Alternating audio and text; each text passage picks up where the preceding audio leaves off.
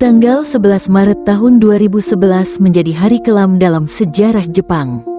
Pada hari itu, bumi berguncang dengan kekuatan yang tak pernah terbayangkan sebelumnya. Gempa bermagnitudo 9.1 menghantam wilayah Tohoku, mengguncang tanah dan menghancurkan segalanya dalam waktu kurang dari 6 menit. Getarannya terasa hingga ratusan kilometer, dan seketika, kedamaian pagi yang biasa berubah menjadi kepanikan. Dinding-dinding rumah retak, jendela-jendela pecah, dan orang-orang berlarian keluar, belum menyadari bahwa bencana yang lebih besar tengah mengintai di balik guncangan itu. Tak lama setelah gempa utama mereda, sirine peringatan tsunami mulai meraung-raung, membelah udara dengan suara tajam yang menusuk rasa panik. Namun, waktu terasa terlalu singkat. Kurang dari 1 jam, air laut yang biasanya tenang berubah menjadi gelombang raksasa setinggi 10 meter, menerjang pantai timur Jepang dengan kekuatan dahsyat. Kota Ishinomaki di prefektur Miyagi menjadi salah satu wilayah yang paling parah terkena dampaknya. Bangunan-bangunan hancur, jalan-jalan terendam air, dan kapal-kapal besar terhempas hingga ke daratan. Ribuan orang tewas atau hilang, tak sedikit pula yang terdampar di sawah, tersangkut di pohon, atau terkubur di bawah reruntuhan. Pagi itu, kota Ishinomaki yang sebelumnya hidup dan ramai seketika berubah menjadi lautan kehancuran. Kamera CCTV dan rekaman amatir merekam detik-detik menegangkan ketika gelombang air menyapu rumah-rumah dan kendaraan seperti daun di sungai. Mayat-mayat mulai bermunculan beberapa hari kemudian, dan bau kematian bercampur garam laut memenuhi udara. Suara tangis kehilangan terdengar di mana-mana, dan ribuan keluarga kehilangan rumah, sanak saudara, serta rasa aman yang selama ini mereka miliki. Namun, luka yang tertinggal tidak hanya di tubuh, tapi juga di dalam jiwa. Bayangan gelombang raksasa dan suara gemuruh air menjadi mimpi buruk yang selalu menghantui, bahkan di siang bolong. Kota Ishinomaki berubah menjadi kota hantu. Jalan-jalan yang biasanya dipenuhi tawa dan langkah kaki menjadi senyap, lembab, dan penuh bekas kehancuran. Di tengah reruntuhan itu, perlahan-lahan, lahir kisah-kisah aneh yang tidak bisa dijelaskan oleh logika. Kisah-kisah yang hidup di antara puing-puing, di balik kabut pagi yang tebal, atau pada malam hari saat lampu-lampu kota padam. Kisah-kisah yang membuat bulu kuduk meremang dan hati bergetar, seolah dunia nyata dan dunia arwah telah saling bersinggungan. Segalanya bermula dari para sopir taksi di Ishinomaki. Setelah bencana, mereka mulai melaporkan pengalaman yang tidak biasa, menjemput penumpang yang tiba-tiba menghilang, mengantar seseorang ke lokasi yang sudah tidak ada lagi, atau mendengar suara di kursi belakang padahal tak seorang pun duduk di sana. Kisah-kisah ini tidak hanya 1 atau 2, melainkan berulang kali dialami oleh sopir-sopir yang berbeda. Dalam suasana duka dan kehilangan yang begitu mendalam, mereka menjadi saksi bisu dari sisi lain tragedi, sisi yang tak kasat mata. Salah satu kisah paling terkenal datang dari Tanaka-san, seorang sopir parubaya yang telah bekerja sejak sebelum bencana melanda. Suatu pagi, ia menyusuri distrik Kadonowaki yang sunyi dan penuh reruntuhan. Tiba-tiba, ia melihat seorang wanita muda berdiri di pinggir jalan, mengenakan pakaian gelap yang basah kuyup, rambutnya terurai menutupi wajah. Tanpa curiga, Tanaka-san menghentikan taksinya dan membukakan pintu.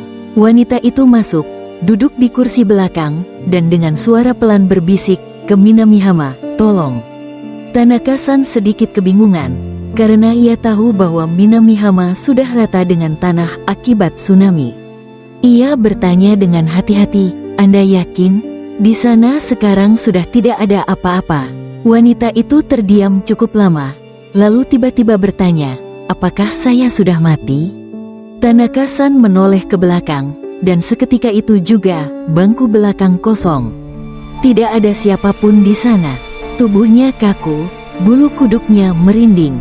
Namun, anehnya, argo taksi tetap berjalan, dan ia tetap mencatat perjalanan itu di buku log seperti biasa. Kejadian ini bukanlah satu-satunya. Dalam sebuah penelitian yang dilakukan oleh Yuka Kudo, mahasiswa sosiologi dari Tohoku Gakuin University, lebih dari 100 sopir taksi diwawancarai. Dari jumlah tersebut, setidaknya 7 sopir mengaku pernah mengalami kejadian di luar nalar setelah bencana. Salah satu di antaranya menceritakan pengalaman mengantar seorang pemuda ke alamat rumahnya. Ketika tiba di lokasi, sopir itu baru menyadari bahwa tempat itu hanyalah tumpukan reruntuhan.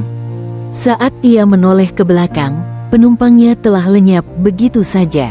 Namun, tarif argo tetap terhitung, dan sang sopir tetap mencatat nama serta waktu perjalanan itu di buku log. Ada pula kisah dari Goto-san, yang pernah menjemput seorang gadis kecil berusia sekitar 10 tahun. Gadis itu meminta diantar ke sekolahnya. Goto-san menuruti permintaan itu, meskipun ia tahu bahwa gedung sekolah itu sudah rata dengan tanah. Saat mereka tiba, ia menoleh ke belakang untuk berbicara, namun gadis itu sudah tidak ada. Yang tertinggal hanyalah bangku yang basah dan sebuah pita rambut kecil. Goto-san hanya bisa terdiam, mencoba memahami apa yang baru saja ia alami. Nakamura-san, sopir taksi lainnya, juga mengalami hal serupa. Ia pernah menjemput 3 pemuda berpakaian kemeja putih yang meminta diantar ke kawasan pelabuhan. Selama perjalanan, ketiganya hanya diam, tak berkata apa-apa. Namun, sesampainya di tujuan, ketika Nakamura-san menoleh ke belakang, penumpangnya sudah lenyap tanpa jejak. Hanya bau air laut yang menyengat memenuhi kabin belakang taksinya. Pengalaman seram juga dialami oleh Fujiko-san, seorang sopir wanita. Suatu malam, ia menjemput seorang ibu muda yang menggendong bayi. Wanita itu meminta diantar ke sebuah klinik. Ketika mereka tiba, klinik itu tampak tua, gelap, dan sudah tidak beroperasi lagi. Wanita itu berterima kasih. Namun ketika Fujiko-san menoleh ke belakang, wanita dan bayinya telah menghilang. Yang tersisa hanya selimut kecil yang basah di kursi belakang. Kenji-san, sopir lain yang sudah lama bekerja, juga memiliki kisah yang tak kalah menyeramkan. Suatu malam, ia sedang menyusuri jalanan kosong ketika seorang pria tinggi dengan jubah panjang menaiki taksinya. Wajah pria itu tertutup bayangan, hanya matanya yang sesekali terlihat merah menyala. Ke arah laut, bisiknya lirih. Sepanjang perjalanan, suhu di dalam taksi tiba-tiba turun drastis, dan kabut tipis mulai muncul di kaca jendela. Ketika mereka tiba di tepian dermaga, penumpang itu hilang begitu saja. Namun, bau amis dan bekas lumpur tertinggal di lantai mobil. Sejak malam itu, Kenji-san memutuskan untuk tidak lagi mengemudi saat malam hari. Kisah-kisah ini terus bermunculan. Ada sopir yang melaporkan pernah menjemput penumpang yang wujudnya hanya suara. Ia mendengar suara perempuan memohon diantar ke rumahnya, padahal ia sendirian di dalam mobil. Sepanjang perjalanan, suara itu terus berbicara. Ketika sampai di alamat tujuan, suara itu perlahan berkata, "Terima kasih, sekarang aku bisa pulang," lalu menghilang. Sopir itu menangis tanpa tahu mengapa, merasa kesedihan yang luar biasa. Banyak orang mungkin mengira semua ini hanyalah ilusi akibat stres dan trauma pasca bencana. Namun, para sopir taksi itu tidak merasa takut. Mereka justru merasakan kesedihan yang mendalam. Mereka yakin bahwa penumpang-penumpang misterius itu adalah roh para korban tsunami yang belum menyadari bahwa mereka telah meninggal. Dalam kepercayaan tradisional Jepang, roh seperti ini disebut yurei, arwah penasaran yang meninggal secara mendadak, belum tenang dan belum bisa berpindah ke alam baka. Biasanya, mereka menampakkan diri di tempat mereka meninggal, atau kembali ke rumah yang dulu mereka tinggali. Mereka tidak jahat, hanya bingung, tersesat, dan belum mampu melepaskan keterikatan dengan dunia. Namun, tak jarang kehadiran mereka disertai fenomena mengerikan. Ada radio taksi yang menyala sendiri, suara isak tangis terdengar dari kursi belakang, atau sopir yang tiba-tiba kehilangan kesadaran saat mengemudi lalu terbangun di dekat pantai tanpa mengetahui bagaimana ia sampai di sana. Kejadian-kejadian aneh ini membuat banyak warga meminta bantuan biksu dan pendeta lokal untuk melakukan ritual penyucian.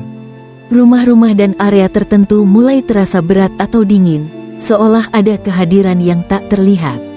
Beberapa keluarga bahkan merasa anggota keluarga yang telah meninggal masih sering pulang ke rumah, duduk di ruang tamu, atau membunyikan pintu pada jam yang sama setiap malam.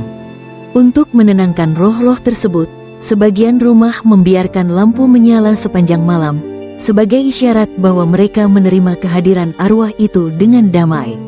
Ada pula yang meninggalkan sajian teh dan nasi putih di altar rumah, berharap agar roh-roh yang tersesat bisa menemukan ketenangan dan berpindah ke alam berikutnya. Fenomena ini tidak hanya terjadi di Ishinomaki. Kota-kota lain seperti Rikuzen Takata dan Kesenuma juga mencatat pengalaman serupa. Di Kesenuma, seorang sopir mengaku pernah dihentikan oleh seorang pria tua yang ingin diantar ke rumahnya di dekat pelabuhan. Ketika sopir mengatakan bahwa daerah itu sudah hancur, pria itu tampak bingung, lalu berkata, "Saya kira tadi saya masih makan malam dengan istri saya," dan menghilang begitu saja. Bencana besar ini bukan sekadar meninggalkan luka fisik dan trauma, tetapi juga menghadirkan kehadiran spiritual yang terasa nyata bagi sebagian orang. Para sopir taksi menjadi saksi bisu dari perjalanan-perjalanan misterius, perjalanan yang tak pernah benar-benar selesai, karena penumpangnya sendiri tidak pernah benar-benar ada di dunia ini. Namun, mereka tetap mencatat setiap perjalanan, tetap menghormati para roh itu sebagaimana mereka menghormati penumpang biasa. Bagi para sopir itu, kisah-kisah ini bukanlah sekadar cerita horor. Ini adalah bentuk penghormatan terakhir.